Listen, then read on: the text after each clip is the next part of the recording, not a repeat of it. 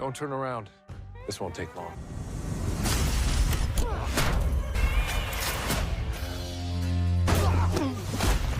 Damn, Reacher. What's he think he's gonna do? Just like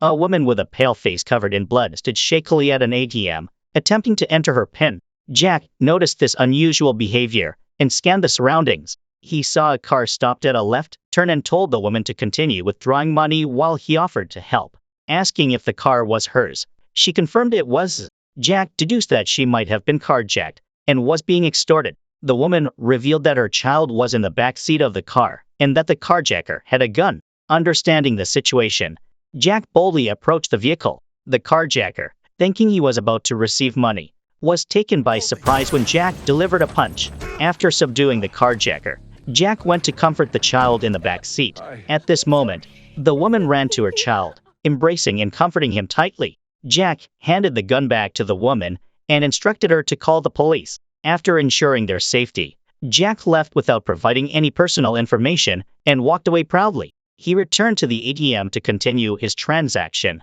but his expression turned serious upon seeing the receipt. Borrowing a phone from a nearby shop, Jack quickly called Neely, reading a distress signal from the receipt. He then headed straight for the airport, recalling his days in the military where Franz was the captain of Special Investigation Unit 110. Jack's investigation team was tasked with uncovering corruption and arms trafficking within the military. Although Franz was his subordinate, their relationship, along with everyone in the team, was as close as family. Now, with Franz murdered, Jack was determined to seek revenge on his behalf. After meeting with Neely, Jack learned more about Franz's death, which appeared to be a clear case of assassination, as Franz had been thrown from an airplane. An autopsy revealed that Franz's stomach contained mucus, and he had been severely dehydrated and starved. The autopsy report, which Jack shared with Neely, indicated high levels of histamine in Franz's blood, suggesting he had suffered intense headaches. It was also conjectured that Franz had a broken leg prior to his death, inflicted by a metal bar, supporting Jack's suspicions of brutal torture. With this analysis, Neely became more serious. Their next step, as Jack suggested, was to find Franz's wife to clarify the situation further. Given Franz's intelligence, he surely would have left behind useful information.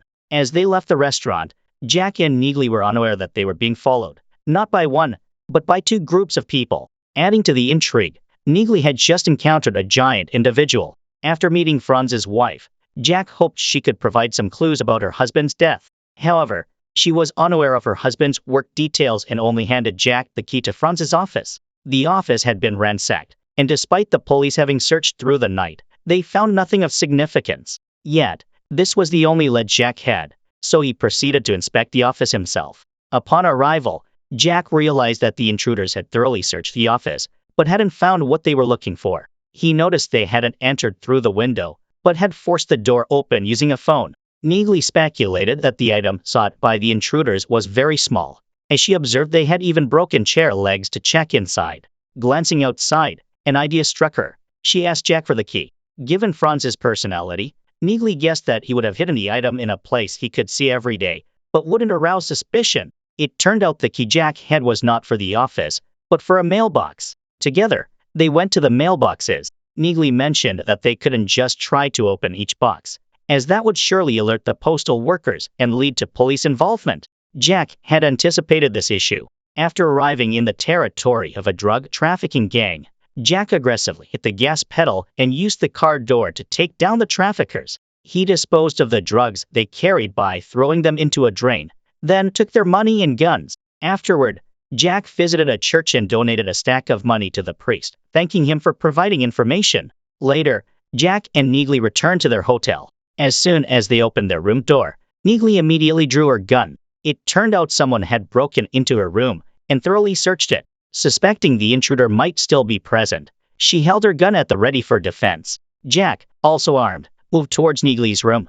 At that moment, they spotted a figure in the room. It was O'Donnell, a fellow member of the Special Investigation Unit. He had come immediately after receiving a message from Jack, but he was not the one who had searched the room. The real intruder was the actual murderer of Franz. O'Donnell expressed his admiration for Franz and his desire to help find the killer. Neagley then inserted a USB into the computer, which surprisingly required a password. Even more pressing was that they had only 3 attempts to enter the correct password before the contents were destroyed, and after 2 unsuccessful tries, they were down to their last chance. Suddenly, O'Donnell had a realization about what the password might be, pondering who Franz loved the most. After O'Donnell suggested using Jack's surname as the password, they were surprised to find it was indeed the correct one. Realizing the deep respect Franz had for him, Jack felt an even stronger resolve to bring down the person responsible for Franz's death. When they accessed the USB data, it printed out sheets that initially made little sense to them. One page was filled with names, but all were aliases. There were also 7 pages filled with sequences of numbers that did not seem to follow any particular order. The group was puzzled about the meaning behind these numbers and names, but they knew they had to quickly decipher it. To advance their investigation, they decided to expand their team by calling in more members from their investigative unit. Their first stop was Swan's house. After knocking for a while with no response, and sensing something was off, Jack decided to break down the door. Upon entering, they were hit by the foul smell of decay, which turned out to be from a dead dog. Knowing that Swan would never let his dog starve, it seemed likely that Swan had met a grim fate. After observing a photo of the entire investigative team on a table, Jack concluded that someone was targeting their special investigation unit, aiming to eliminate them. Fueled by anger, Jack stormed out of the house, noticing someone shadowing them. Approaching a nearby parked car, Jack confronted the occupant, only for Neagley to recognize him as a police officer involved in investigating Franz's case. Realizing their mistake, they understood that the police would soon be after them, forcing them to avoid main roads and hide from law enforcement. O'Donnell, sitting in the back of their vehicle, suggested they switch their mode of transportation to avoid detection, especially since they could no longer use their real identities to rent a vehicle. In a moment of inspiration, Jack approached a woman pulling a suitcase and cryptically inquired about her spy work, catching her off guard. Surprised, the woman asked Jack how he knew she was a spy. Jack recognized Carla, who had also been a member of the Special Investigation Unit and was now working as a spy for the Federal Investigation Bureau. Thanks to her role, she had access to numerous fake IDs, which they used to rent a new car. Although Carla was adept at data analysis, she was stumped by the sequence of numbers on the papers they had found. Meanwhile, the assassin trailing Jack reported their movements to his boss. They were headed to Atlantic City, likely in search of Jack's other team members. The boss ordered the assassin to eliminate them once they arrived in Atlantic City. The assassin correctly surmised that Jack was searching for other members of the Special Investigation Team, specifically Sanchez and Ojoko. Upon arriving at the workplace of Sanchez and Ojoko, Jack and his team found the place had been ransacked. O'Donnell picked up a fallen picture frame from the ground, which contained a photo of the Special Investigation Team, similar to the one they had found at Franz's house. Underneath another frame, Jack discovered a photo of Sanchez with a woman. This clue might have been overlooked by others, but for Jack, it seemed potentially significant, possibly led on the motivations or connections within the team. Neagley surmised that the photo of the woman, prominently displayed by Sanchez, indicated her significant importance to him. Thus, the 4 of them decided to track down the woman in the picture. They headed to a bar where she worked. While Carla and O'Donnell waited outside, Jack and Neagley entered the bar to gather information. After showing the bartender the photo, he discreetly instructed an employee named Dulce to take Jack to meet the woman, Milena. As Jack and Neagley left with Dulce, the bartender immediately phoned Milena, urging her to leave quickly. Milena hurried out of the bar, but Carla and O'Donnell, who were on the lookout, spotted her and gave chase. Mistaking Jack and Neagley's intentions as harmful, Dulce attacked Jack. Although Jack understood the misunderstanding, he didn't have time to explain and inadvertently knocked Dulce to the ground during the altercation.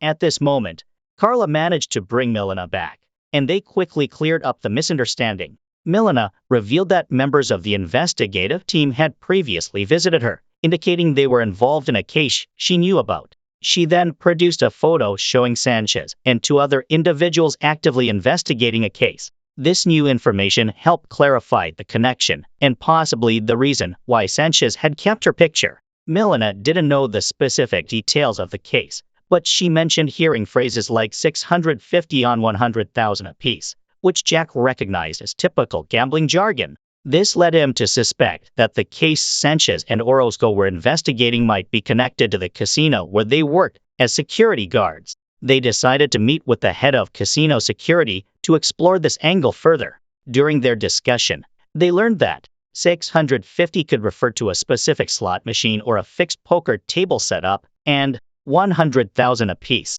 suggested an unusually high betting amount. Considering the gravity of the situation, the casino security had offered to contact other casinos to see if they could provide any relevant information and allowed the group to stay at the hotel for free. That evening, Jack and Carla enjoyed a fun night at the hotel. The narrative hints at a romantic development between them during their stay. The next day, as Jack and Carla were strolling through the streets, they noticed someone following them. Intent on identifying the pursuer, they climbed over a wall into a construction site. While Carla hid with an iron rod in a corner, Jack drew the attention of their followers. As one of the followers was trying to locate Jack suddenly confronted him face to face, ready to tackle the situation head on. In a tense confrontation, a man slashed Jack's shirt with a knife, igniting Jack's fighting spirit. Seizing a shovel nearby, Jack retaliated fiercely, stabbing the man in the stomach and then throwing him from a height. Hearing the commotion, Carlin grabbed an iron rod and engaged another assailant. After dealing with one enemy, she was suddenly under fire from another armed with a gun. Fortunately, Jack arrived just in time to knock the gun from the man's hand. He then subdued the gunman, pinning him down on the concrete until he was no longer able to fight back, and found only a key on him. Carlin discovered a file in the glove compartment of the man's car containing information about all the members of their special investigation team, indicating that they had been targets all along.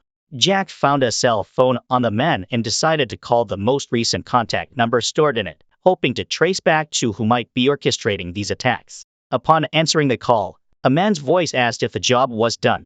Jack sternly warned him that he had messed with the wrong person, which prompted the man to abruptly hang up.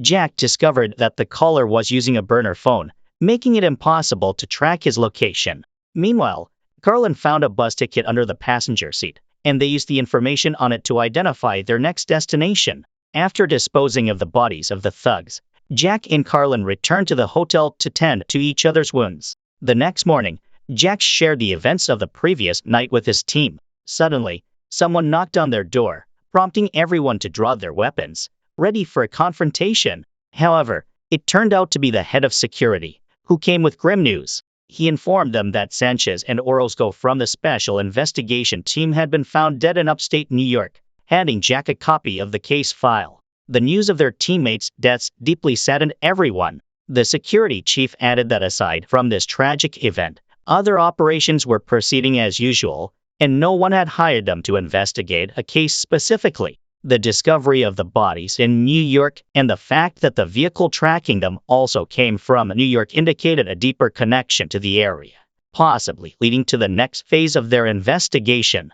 Realizing that returning to New York was essential to resolving their situation, Jack went to a gun shop to rent some firearms. Since he lacked the necessary permits, the shop owner initially refused to rent the guns. However, after Jack intimidated him, the reluctant owner handed over the weapons. Jack then distributed these guns among his team members. Eventually, their vehicle arrived in New York, but they were hardly settled when they heard the sound of police sirens behind them. After pulling over, they were approached by an officer who turned out to be Wu. Jack had previously broken Wu's nose, which added tension to the encounter as Wu expressed his intent to arrest Jack.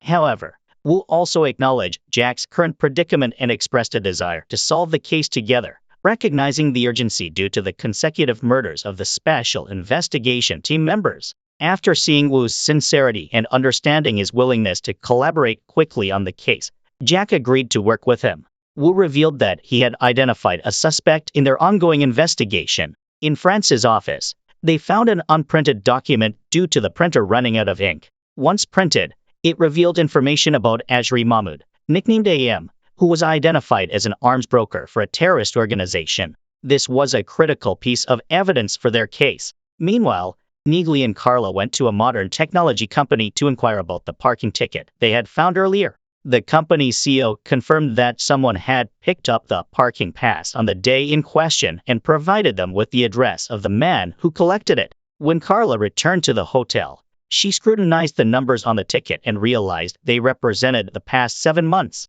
After Jack returned, Carla shared her findings with him, and they immediately headed to the provided address. Upon arrival, Jack threw a bomb into the house, which quickly exploded, forcing an assassin inside to flee from the flames. Jack then proceeded upstairs to confront and neutralize other assailants. Meanwhile, Carla and O'Donnell stayed downstairs. As they approached a room, O'Donnell was ambushed from behind but quickly reacted and killed his attacker. Carla engaged with another assailant, but found herself in a dire situation when her gun ran out of bullets. Jack timely arrived and shot the assailant, threatening Carla, killing him instantly. He then noticed someone escaping in a car, so he commandeered a vehicle from a passerby to pursue the fleeing car. Unfortunately, pursuing on foot was not feasible. Through the car's registration, Jack discovered that the driver was also affiliated with the New Era Technology Company, linking the assassin directly to the company, a detail they had previously overlooked. The team quickly headed to the New Era Technology Company for a thorough search. After donning masks to conceal their identities, they divided up and began their operation, collecting all possible investigatory items. They took documents, hard drives, and even a whiskey bottle from a desk. Before leaving, Jack noticed a group photograph of the company staff on the wall. He broke the glass and took the photograph with him. After the mission, they burned their masks and gloves. Upon examining the photograph, Jack shockingly discovered that Swan, a former member of their Special Investigation Unit, was also a member of the New Era Company. The team was astounded to realize that Swan had betrayed them. While reviewing the documents they had collected earlier at a restaurant, they found out that Swan was the Assistant Director of Security. Jack recalled the voice from a phone call made in Atlantic and realized could have been Swan who answered, deepening the betrayal and complicating their investigation further.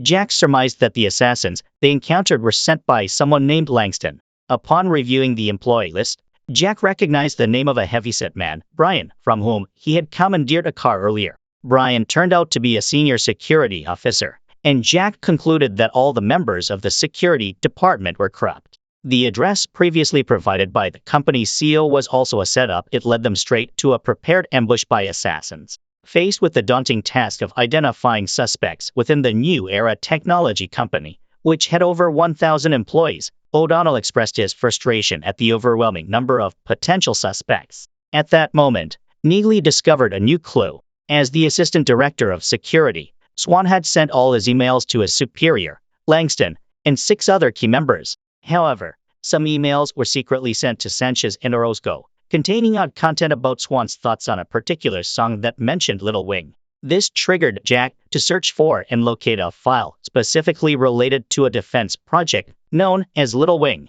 This connection suggested that the song reference in the emails might have been a coded message or a clue pointing to something significant within the defense project, indicating deeper layers of intrigue and possibly linking back to the motives behind the ongoing threats and assassinations. Given the discovery of drugs transported in Swan's car, suspicions naturally fell on him. In an attempt to prove his innocence, Swan opened his car trunk to show everyone, but Jack discovered a pack of drugs stuck in a corner of the trunk. Swan claimed it must have fallen there while he was driving and denied intentionally hiding it. However, Carla suspected that Swan might indeed be the type of person who would engage in such activities, suggesting his involvement in the Little Wing project could also be motivated by profit.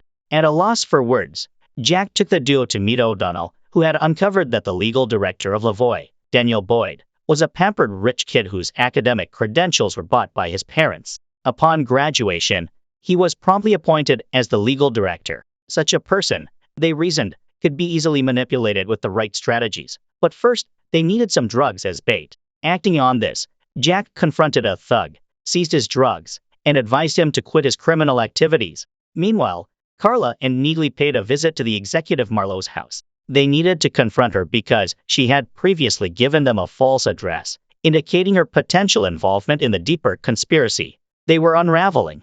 This confrontation was crucial to their investigation as they continued to piece together the network and motives behind the criminal activities linked to the Little Wing project. Upon entering Marlowe's house, Carla and Neely discovered that the door was unlocked and the inside was in disarray, indicating that Marlowe had likely fled. Finding no leads at her residence, the team decided to focus on Daniel instead, knowing he would be attending a party that evening. They dressed elegantly to blend in with the other guests at the event. As Carla appeared in her elegant attire, Jack was captivated by her, especially when she winked at him, briefly stunning him. Once at the party, the team successfully infiltrated the crowd. Carla used her charm to initiate a conversation with Daniel, and Neely observed them, confident that their plan was unfolding as intended. Meanwhile, Jack and O'Donnell stayed back in the restaurant, analyzing the mysterious numbers they had been pondering.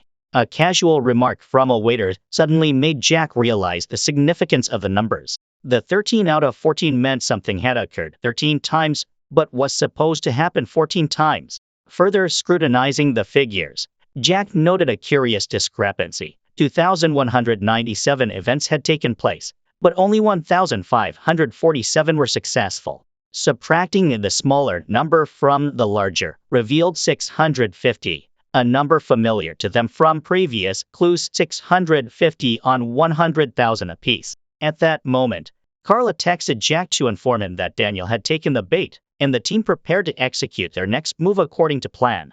Jack enlisted the help of a friend, Oscar, to assist with their plan, despite O'Donnell's concerns that this might bring additional trouble. However, Jack was confident in Oscar's integrity. Meanwhile, Carla, who was in a car with Daniel, suddenly pulled out some drugs and convinced him to inhale them.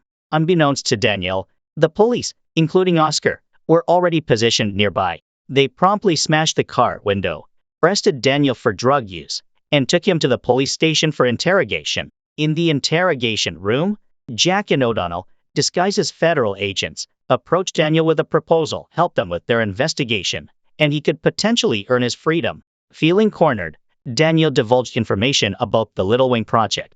Little Wing was initially a nickname for a missile system designed to protect cargo aircraft. However, representatives from the New Era Technology Company had approached them, suggesting that the system had greater potential than initially thought. With minor modifications, it could be adapted into a compact, mobile anti-aircraft missile system. Lavoie then slightly altered project documentation before submitting it for approval, exploiting the fact that no one would scrutinize small detail among thousands of pages of documentation. This manipulation allowed the project to pass through oversight undetected, revealing a larger scheme involving the misuse of military technology for potentially unauthorized and dangerous applications. Involved, setting the stage for the development of a stealth weapon system. Daniel revealed that the Little Wing project was split between two locations. The software was handled in New York, and the hardware was developed in a manufacturing plant in Denver. After obtaining this crucial information, Jack decided to leave. Oscar, aware of the difficulties Jack's team was facing, offered his assistance. Jack appreciated the offer and said he would reach out if needed, but he had pressing matters to attend to first. After sharing the information with Carla and Neely quickly realized that they could potentially trigger a significant emergency. 911. Now that they understood what the numbers meant, Jack planned to visit the Department of Homeland Security to gather information on them.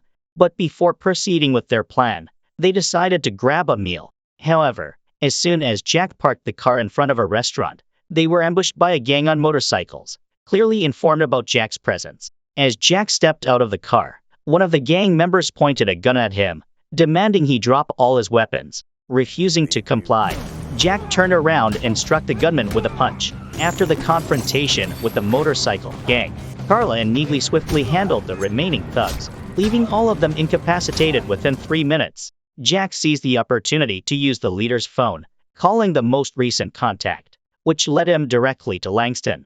Jack warned Langston to stop sending thugs, expressing his displeasure, but Langston, rather than responding with hostility, expressed a desire to cooperate with Jack. Jack, however, flatly rejected the offer, refusing to collaborate with someone of Langston's character. Carla and Neely then proceeded to the New Era Technology Company's missile manufacturing plant, posing as federal investigators to inquire about the missiles. During their investigation, they were informed that 650 missiles had just been transported from the site 10 minutes earlier. The number 650 was familiar to them, reinforcing the significance of their earlier findings. They quickly learned the direction the transport had taken and began pursuit, only to find that the container truck had been intercepted. An assassin executed the truck driver and then opened the container to confirm the contents indeed the missiles they were tracking. The assassin then contacted M to report the successful completion of the mission, arranging to meet in New York. This development tied together multiple threads of their investigation, highlighting the urgency of intercepting the missiles and confronting the broader conspiracy involving the misuse of the Little Wing project for potentially nefarious purposes. After hanging up the phone, the assassin quickly changed the truck's tractor and license plate to cover his tracks. As Carla and Neagley caught up to the scene, they spotted two parked containers and sensed something amiss. They attempted to flee, but the robbers opened fire, disabling their vehicle. Assuming Carla and Neagley were dead amid a smoky aftermath of the gunfire, the thugs approached to confirm. Unexpectedly, Carla burst out from the trunk of the car and unleashed a flurry of bullets, quickly neutralizing the assailants in a brief but fierce encounter. However, with their car now damaged, they were unable to continue the chase after the container truck carrying the missiles. Carla and Neagley decided to anonymously alert the police before swiftly leaving the scene. While retrieving documents from the car, Neagley noticed a familiar name on the shipping manifest: Swan. The documents confirmed Swan had signed off on the shipment in New York. Despite this evidence, Jack was hesitant to believe Swan was behind this. Neagley argued that the company's security systems, which include facial recognition and fingerprint scanning at entrances, made it impossible for someone to impersonate Swan, indicating his direct involvement. Hearing this, Jack was at a loss for words, still struggling to accept Swan's betrayal. Meanwhile, while Carla and Neagley were investigating the missile production site, Jack and O'Donnell went to the Department of Homeland Security to further investigate him, piecing together the complicated network of deception and intrigue surrounding the Little Wing project and the mysterious M. The information Jack and his team found on M at the Department of Homeland Security was limited, but they learned that M was notoriously self-serving and often used bearer bonds for transactions, with just a briefcase capable of carrying $65 million in such bonds. Jack deduced that given AM's cautious nature, he would likely appear in person to handle the transaction, ensuring no one else could claim the payment. As Jack left the Department of Homeland Security, he received a call from Carla. Learning about Swan's descent into criminal activities deeply troubled Jack. He reminisced about a past incident where, during an undercover operation with Swan involving drug traffickers, Swan had been recognized as a military member. The traffickers opened fire, and Swan took a bullet to protect Jack, resulting in a shoulder injury. This act had left Jack feeling indebted to Swan, and he struggled to reconcile the noble traits he knew in Swan with the actions of the men implicated in their current investigations. While lost in these thoughts, Jack was suddenly approached by two vehicles that pulled up in front of him. The occupants informed him that Lavoie wanted to meet with him. Curious about Lavoie's intentions and eager for answers, Jack agreed to get into the vehicle. Lavoie revealed that he was aware of Jack's identity but had no intention of confronting him. This unexpected revelation suggested that Lavoie might either be seeking a resolution that could benefit both sides or possibly had another agenda. Initially, Lavoie had intended for the Little Wing project to serve the nation's defense needs while also allowing him to profit. However, circumstances had changed, and Lavoie's meeting with Jack was not to seek help but to offer it. Lavoie proposed that if Jack could recover the missing missiles, Lavoie would assist him in any way he needed and ensure the issue was resolved perfectly so Jack would no longer have any concerns. Meanwhile, as Lavoie quickly departed believing Jack had agreed to his offer, M and Langston were in communication. Despite Carla and Neagley's efforts to alert the police, the missiles had already been stolen by AM's group, and the police were unable to assist. Confidently, Langston promised them that he would ensure the Little Wing chip was integrated into the missiles, with Swan and his colleagues handling the operation. Amidst these developments, the funeral for Franz was held, which Jack attended to pay his final respects. As a military salute was fired in honor, Jack's moment of mourning was disrupted by a sudden flash of light from behind the tombstones, signaling a lurking threat. Reacting swiftly, Jack shouted for everyone to take cover and, along with his team, armed themselves and approached the threat. They identified two snipers and coordinated their approach, firing while advancing on the assailant's position, ready to neutralize the threat in a tactical engagement. In a tense chase, Jack and his team were close enough to the two assassins that a single moment of inattention could have been fatal. They decided to take down the assassins one by one. While Jack distracted one, the other shot his companion, instantly incapacitating him. Seeing his partner fall, the remaining assassin panicked and fled towards a prearranged getaway vehicle, driving off rapidly. Fortunately, Guy arrived in his car just in time, and Jack quickly got into pursuit of the fleeing assassin. They engaged in a high-speed chase, with Guy's car relentlessly closing in on the assassin's vehicle. When the assassin's car finally stopped, Jack grabbed him, demanding information under the threat of death. However, Guy intervened, suggesting they hand him over to the police instead. Jack, driven by the urgency of the situation, with 650 missing missiles potentially leading to a catastrophe akin to 9/11s, threatened the assassin to reveal his employer or face lethal consequences. Under duress, the terrified assassin confessed that someone named Swan had paid him to kill Jack. Shocked by the revelation that his close colleague might have orchestrated an attempt on his life, Jack could hardly believe it. To confirm whether Swan was indeed behind this, Jack decided to set a trap. He secretly installed a listening device in the assassin's phone and allowed him to enter a room alone, setting the stage to overhear any incriminating conversation that might confirm Swan's involvement. As the assassin approached the door of the room, it suddenly exploded. After the incident, Jack managed to uncover Marlowe's hideout. He confronted her about why she had given them a false address, not the residence of the driver, but a hideout for a group of assassins. Marlowe claimed ignorance, stating she was merely following orders from Langston. O'Donnell then inquired if Swan was the mastermind behind everything, but Marlowe denied it, revealing that it was Langston who was really in charge. Marlowe explained that Swan had been recruited into the company to investigate corrupt practices within. Through Swan's investigations, Marlowe had learned that the security department was comprised of ex-convicts from the same area, and someone had tampered with the missile chip evaluation system to profit from chips that were falsely declared defective.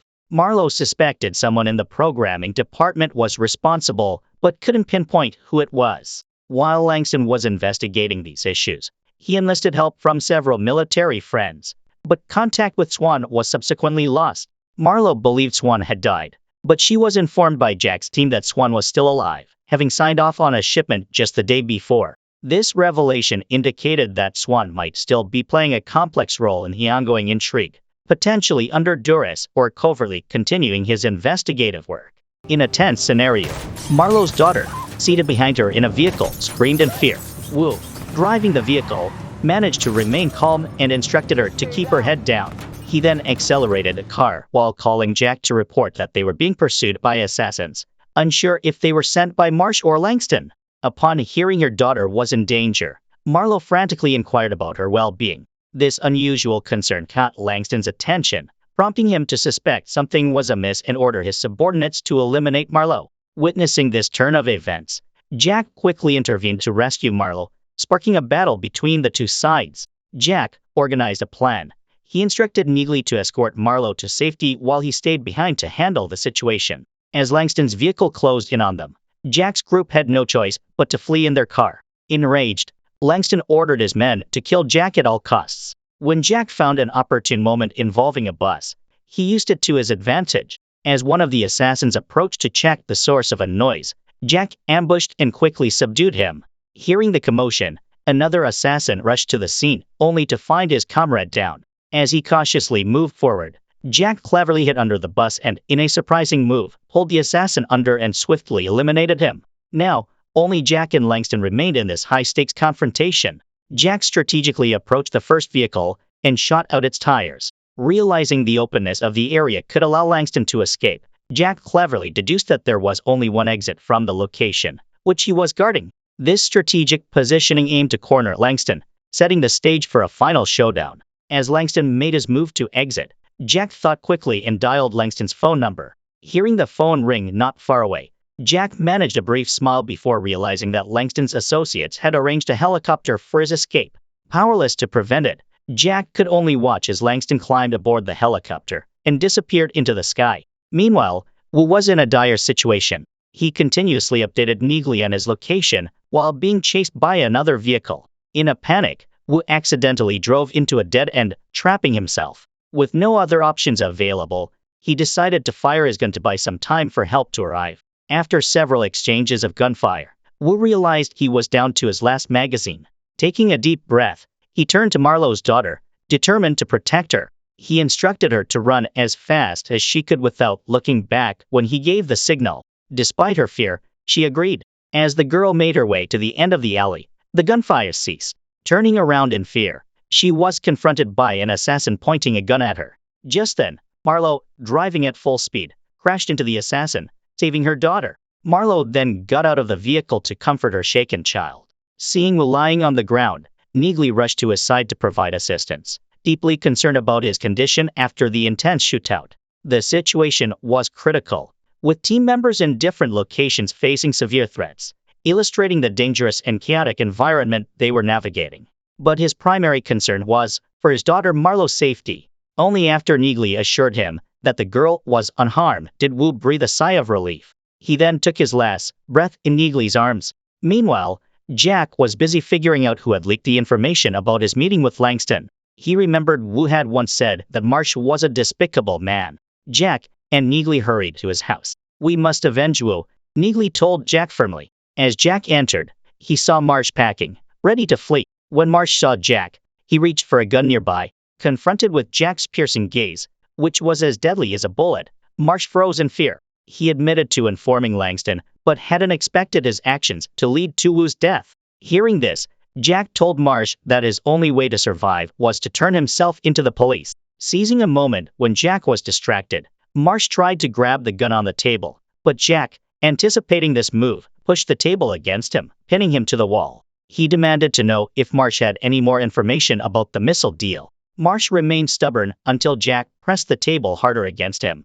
Finally, Marsh revealed that the man Neagley had run over the day before was still alive. His name was Grant, who was now under police watch in a hospital room. Surely, Grant knew about Langston's plans. Realizing Marsh could offer no more information, Jack shot and killed him. To avenge Wu, Jack and Neagley disguised themselves as medical staff and went to the hospital. Once inside the patient room, Jack quickly removed his mask. When Grant, about to cry for help, saw Jack, he was swiftly silenced by Jack gripping his throat and bombarding him with questions. Grant stubbornly refused to answer, forcing Jack to resort to more drastic measures. Neagley switched Grant's heart rate monitor onto herself, and Jack turned to prepare a syringe.